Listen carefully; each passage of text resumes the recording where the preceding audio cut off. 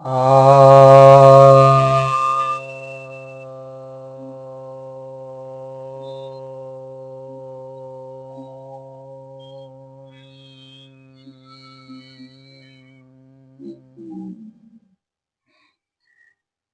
सभी भक्तजनों को सप्रेम नमन। तो आज आपके समक्ष चाणक्य नीति के चतुर्थ अध्याय के 15वें श्लोक पर कुछ कहने जा रहा हूं। चाणक्य कहते हैं, अनभ्यासे विषम शास्त्रम, अजीर्णे भोजनम विषम, दरिद्रस्य विषम गोष्ठी, वृद्धस्य तरुणी विषम। यानी कह रहे हैं कि अगर अभ्यास नहीं किया जाता है तो शास्त्र जो है ना वो विष समान जाता है, और अगर अजीर्ण हो तो भोजन जो है ना वह विष के समान है,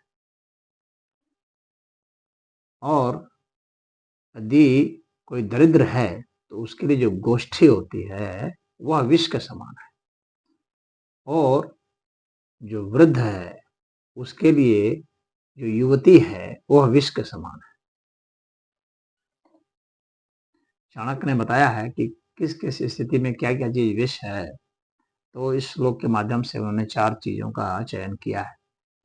बताते हैं कि जो शास्त्र की जो बातें हैं ना उसका लगातार अभ्यास होना चाहिए। कुछ लोग एक बार जैसे पढ़ लिए उसके बाद छोड़ दिए तो कितनी चीजें भूल जाती हैं, कितनी चीजें मिक्सअप हो जाती हैं, इधर की बात उधर, उधर की बात उधर हो जाती है, अर्थ का अनर्थ भी होना शुरू हो जाता है। तो जो विद्वान लोग हैं उन्हें चाहिए कि लगातार अभ्यास करते रहें। अभ्यास करते रहेंगे तो वो एक तरह से रिवाइज होता रहता है और सही समय पर सही बात आ जाती है, अन्यथा बातें विस्मृत हो जाती हैं, उल्टी पुल्टी बात, यहाँ की बात वहाँ, वहाँ की बात वहाँ हो सकती है। तो एक बार पढ़ लेने मात्र से ही कोई नहीं वो विद्वान हो जाएगा, उसको लगातार पढ़ना पड़ता है, क्योंकि हर बार अर्थ के मामले में भी अलग अलग तरह के अर्थ निकलते रहते हैं, और जब आप किसी से चर्चा वगैरह करते हैं तो फिर जो है एक अलग अर्थ आपके सामने प्रस्तुत होता है, क्योंकि हर व्यक्ति का दृष्टिकोण भी अलग होता है। तो इस तरह से जब अलग अलग अर्थ निकलते हों तो यह जरूरी है कि आपको निरंतर अभ्यास में लगे रहना है, अभ्यास छोड़ना नहीं है, नहीं तो सिर्फ थे में हो जाएंगे, है में नहीं रहेंगे। विद्वान थे में हो जाएंगे, विद्वान है में नहीं रहेंगे। इसी तरह से योग है, उसका भी अभ्यास होते रहना चाहिए। अभ्यास रहेगा तो ही होगा, नहीं तो फिर होगा कि मैं पहले करता था अब नहीं करता हूँ, अब नहीं कर पाता हूँ, तो वैसी स्थिति हो जाएगी। अभ्यास छोड़ देने से कोई भी योग है, कोई भी शास्त्र है, वो सब जो है विष के समान है। तो लगातार अपडेट भी होते रहना चाहिए। तो यह जो है विद्या जो है वो अभ्यास की चीज है, तो सदैव जो है अभ्यास में लगे रहिए, और उसके कारण जो है वह अमृत बनता रहेगा। वो सदैव जो है आपको और दूसरों को, सुनने वालों को भी और आपको स्वयं को भी वह अमृत की तरह जो है वह विद्या आपको सेवित करेगी। फिर कह रहे हैं कि जो भोजन है, कितना भी अच्छा भोजन हो, अगर आपको अजीर्ण रोग है ना तो वो विष के समान ही है। ऐसा नहीं है कि अच्छा स्वादिष्ट भोजन है तो आपके लिए अमृत हो जाएगा, आपकी भूख पर निर्भर करता है और आपके पचाने की ताकत पर। तो यदि भूख लगती है तब तो कोई भी भोजन बहुत मधुर लगने लगता है, कोई भी भोजन बहुत स्वादिष्ट लगता है। स्वाद भूख के कारण है। एक तो भोजन में भी स्वाद होता है, और एक मुख्य स्वाद जो है वो भूख में है। तो आपको भूख लगनी चाहिए, और अजीर्ण में भूख नहीं लगेगी। और फिर जो है पचाने की ताकत, यानी अजीर्ण रोग जो है वो पचाने की ताकत को कम कर देता है, मंदाग्नि हो जाती है। तो आपकी मंदाग्नि हो गई तो पचा ही नहीं पा रहे हैं, तो खाएंगे और उल्टी कर देंगे, वो विष के समान हो जाता है, उल्टी हो जाती है, बदहजमी हो जाएगा, पेट फूल जाएगा, गैस बन जाएगा, छटपटाने लगेंगे, चक्कर आने लगेगा, हृदय गति अनियमित हो जाएगी, सांस उल्टी पुल्टी चलने शुरू हो जाएगी, लगेगा कि सांस रुक जाएगी, या पतली टट्टी हो सकती है, डायरिया शुरू हो सकता है। तो जब अजीर्ण हो जाता है ना, तो भोजन कितना भी बढ़िया हो वो विष के समान है। और कह रहे हैं कि दरिद्रस्य विषम गोष्ठी, जो गोष्ठियां होती हैं, सेमिनार हो रहा है, सभाएं हो रही हैं, तो वहां पर क्या है, वहां पर दरिद्र जाके करेगा क्या, उसकी सुनेगा कौन वहां?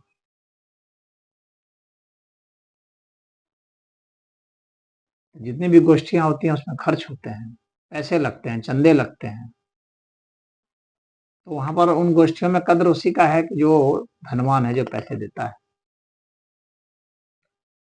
तो जो दरिद्र लोग हैं वहां जाकर के ना अपना मुद्दा रख पाएंगे, ना उन्हें बोलने दिया जाएगा, और न ही वहां पर उसकी कोई कद्र होगी, क्योंकि जिन्होंने पैसे दे रखे हैं ना, सभा में उसी की कद्र होती है। हाँ, अगर मान लीजिए कि उसी में अब किसी कोई गोष्ठी है तो कुछ भंडारा भी चल रहा है, तो चलो खा लिया तो खा लिया, लेकिन उसी तरह से गए खाए निकले, कोई उसकी कद्र वहां पर होगी नहीं। और गोष्ठी में तो बोलने नहीं दिया जाएगा, गोष्ठी में अपनी बात रखने की इजाजत ही नहीं होगी। तू कौन है? वहाँ जो गोष्ठियां होती हैं वो सब अमीरों की होती हैं। हाँ, कोई दरिद्र ऐसा है जो कि ज्ञान से दरिद्र नहीं है, तो उसकी वहां पूछ हो सकती है, अगर वहां विषय इस तरह का है तो जो दरिद्र है, धन से दरिद्र है, ज्ञान से दरिद्र है, यानी मूर्ख है, तो वैसे का गोष्ठी में क्या काम? वहां जो लोग बोलेंगे वो उसको समझ में भी नहीं आना है, उसे अपने बात रखने का मौका भी नहीं दिया जाएगा, बस वो हंसी का पात्र बनेगा। तो जो ज्ञान से दरिद्र है, धन से दरिद्र है, तो वैसे का गोष्ठी में कोई बहुत उपयोग नहीं है। तो उसी के लिए कह रहे हैं कि वो उसके लिए तो वहां पर वो जो है गोष्ठी विष के समान है, वो अपनी मंडली में रहे, अपनी जगह रहे। और फिर कह रहे हैं वृद्धस्य तरुणी विषम, ये बहुत महत्वपूर्ण है कि जो बुढ़े हैं उसके लिए युवतियां जो है विष के समान है। वो युवतियों की तरफ अनावश्यक आकर्षित मत हो गए, अन्यथा बहुत जलील होगा और जो है उसके ऊपर कार्रवाई भी हो सकती है, हंसी का पात्र बनेगा और समाज के द्वारा दंडित भी हो सकता है अगर उसने कुछ छेड़खानी करने की कोशिश की, तो बहुत दिक्कत हो जाएगी। तो कितने लोग होते हैं जो कि बुढ़ापे में शादी करना चाहते हैं, वो भी युवती से, और वैसे की स्थिति क्या होगी? तो वो उसी के विषय में लिख रहे हैं यहाँ पर कि वृद्धस्य तरुणी विषम, तो विष के समान है। तो बुढ़े होकर के जवान से शादी करने की इच्छा करना या कर लेना, वो विष के समान है, फिर उसे बहुत कष्ट भोगना पड़ेगा। उपहास, व्यंग, गाली गलौज, और यहाँ तक कि मार पिटाई भी हो सकती है उसके साथ, जिससे वो लड़की खुद कर सकती है, उसके घर वाले कर सकते हैं, समाज कर सकता है, मोहल्ला कर सकता है, कोई भी कर सकता है। तो उससे बच के रहने की बात चाणक्य कह रहे हैं कि बच के रहने का, बुड्ढों को युवतियों से बच के रहने का, उनके ऊपर कमेंट करना, उनके ऊपर कुछ भी करना उसको शोभा नहीं देता, क्योंकि वो पलट करके जो है ट्वीट कर ही ट्वीट आएगा, एंटी ट्वीट आ सकता है, कई तरह की बातें हो जाएगी। तो अपनी मर्यादा को ध्यान में रख करके ही व्यवहार करना चाहिए युवतियों के साथ। अगर सम्मान चाहते हैं तो उन्हें भी सम्मान दीजिए, और जबरदस्ती उनके चक्कर में मत पड़िए, हस्तक्षेप मत कर दिए उनकी जिंदगी।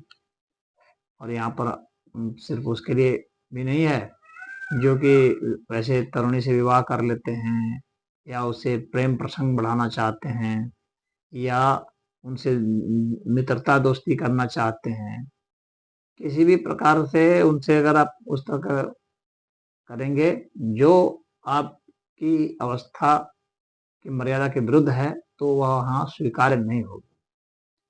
तो वृद्धों को अपनी जो है मर्यादा खुद समझनी चाहिए और उसके हिसाब से ही व्यवहार करना चाहिए, यही चाणक्य कह रहे हैं। अपनी मर्यादा को नहीं लांघना चाहिए, नहीं तो नई पीढ़ी के द्वारा अपमानित होना है, जलालत झेलनी पड़ सकती है। तो इसमें इतना ही। हरिओम।